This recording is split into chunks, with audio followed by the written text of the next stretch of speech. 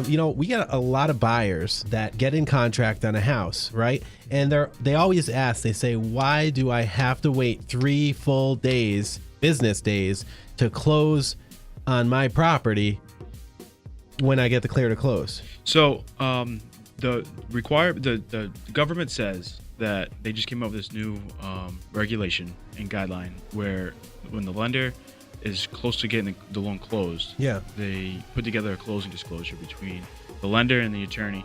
Goes over all the details of the transaction, all the numbers, where the money's going, where's it split up, where it got added into the bottom line, and then it gets divided out to the seller and the realtors and all that. So when we're getting closer to the closing table, this CD has to go out. Now, the United States said that, the government said that when the CD goes out, the buyer has to sign it. They have 3 days to review it. Yeah, So it's a 3-day requirement. It's a federal mandate. It's part of the rule, so it's not something that you can waive. So the buyer has to see now they only see their side of the agreement. That's it. The closing disclosure. Yeah. Right. So before they could see the seller's proceeds, and the seller could see how much the buyer was bringing to the table, their closing costs, and other private. Now it's all information. separate, and the buyer is specific to their transaction, where the closing costs add up, where the escrows are, what's the interest rate, what's the down payment, the cash to close, the mortgage insurance. It's all outlined right down to the cent. Does it really take somebody 3 days to review this stuff? Because we could get it clear to close and close that day before. Well, I don't think so. I've been practicing for 20 some odd years. Yeah. And so I used to use the old HUD when it was a 2-page document, and it didn't take 3 days to figure that thing out. No. And it did a pretty good job back then. And now it's a 7-page document, and it's very complicated. So no, it doesn't take that long to read that through, but that's what the law is, and we've got to abide by that. There's no way to. So I actually look at it as an opportunity to iron out any wrinkles that may or may not be in the transaction. It gives the opportunity for the buyer to take a look at the numbers, see how much it's going to cost to get this loan done and this transaction done. Any closing costs that were adjusted or changed, they can see that, they can review it. It allows me to have that conversation with the buyer. That way, at the closing table, there's no questions. No questions. That is a good plus. And that is one good thing about the TRID law. And in the past, lots of times people were caught off guard, with the costs. Like, why am I paying so much? Can you explain to me how the numbers work out? True, I've seen that. So you would do that at the closing. You go through the. By then, it's too late. But by then they've already had to get their cashier's check, but there's no room to, understand the process. Or fix it at that point. Another, so the component of this whole thing, the reason why we bring this up and why you have an advantage of working with Movement Mortgage and TED and on your transaction is Movement Mortgage doesn't wait till the loan's clear to close. We get the CD out, the closing disclosure, as soon as we get the information on the closing costs from the attorney. Ours are always standard, so we know our closing cost rate from the beginning. There's no adjustments or anything like that.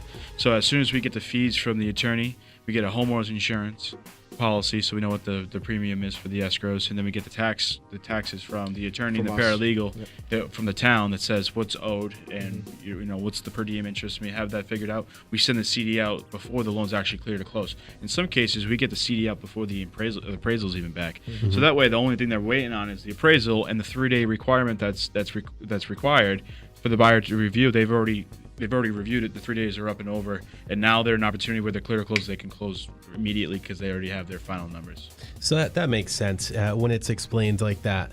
It really does. So many buyers get frustrated with the fact because now let's just say if there's something that has to be corrected on that CD on the closing disclosure, what can happen if it's on the buyer's side? They get pushed back another 3 days, correct? No, if the CD goes out, depends. If the CD goes out and there's an issue, it gets addressed as soon as possible. Okay. And then a new CD goes out, but it'll happen right away. So I never in an opportunity where like 3 days goes by and then another 3 days goes by. I mean, if the interest rate rises, is higher than what was initially disclosed, or if the loan amount is higher, or I think you would Matt, you'd be able to speak to that a little bit better. But there are certain triggers that would affect a new disclosure to be provided. That new 3 days. But generally, if it's a little tweak here and there, you don't need to redisclose. So, Ted, I've got a question for you, actually. Okay, so what is this? All right, so the buyer's not allowed to see the seller's side, technically. The seller's not allowed to see the buyer's side. But then at closing, they sign an agreement that says they can see each other's sides, and then there's this Alta statement that shows everything. Yeah. What? What the hell's going on? Oops. What is going on? This is an act of why did Congress pass this thing? And now all of a sudden, now we're just doing the industry. That this is government. With the regulations, Amelia, you're right. I mean, they're so crazy because they don't have people from the industry designing this stuff.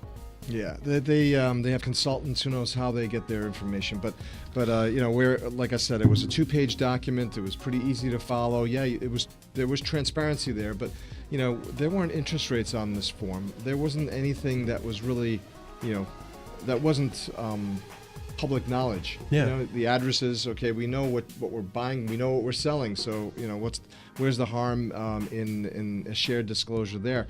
They took that and felt like it was the right thing to do by making it a separate disclosure to both sides, and then have a combined statement for just the figures. So that's what I think the intention was, to keep the seller's information separate from the buyer's. That wasn't strictly confined to the dollars and cents. Like interest rates, APR, that kind of thing. The seller doesn't need to know that stuff, and that's true. But it wasn't on the initial disclosure anyway. In the initial HUD statement, that was used for 30 years. So it is a little. So I think there. Although, like Matt alluded to, the fact that, now that we have an opportunity to give people a chance to review the numbers, to question it, without, feeling like I do like that they don't get it, or that they're, They could do like a day and a half. Yeah, but you could probably do it, much quicker than shorten that. it down a little bit. But I do like that. I do like, and another thing is I want to see the final numbers too. I want to see what it looks like. I want to understand it just as much as the buyer does. Yeah. That way, every transparency. I think we talked about that before. That's what it's all about. Yep. I want to make sure that what I said is on there, and if it's not on there, how do I get it on there, and what do I got to do to fix it? Yeah, it makes a ton of sense. The only thing that I think is that the form itself is just a complicated form. It's got several different things going on at the same time, and they could have done a better job at in consulting people, professionals that are in the business, to simplify it, streamline it. Don't make it so complicated. It's got several different things going on, and as you flip the pages, it's calculating upwards, not downwards. Yeah. Did you notice Yeah. that? It's I have. It is thing. a little weird. So when you make something so complicated, I mean that the person you're supposed to be helping is now a little lost. So now they have. Now they need the 3 days. Now they need the 3 days. That's it. That's exactly it. It makes. Oh my God. So whatever, you know what? It's not always easy going through the real estate process. So you want to make sure that you have the right professionals. People.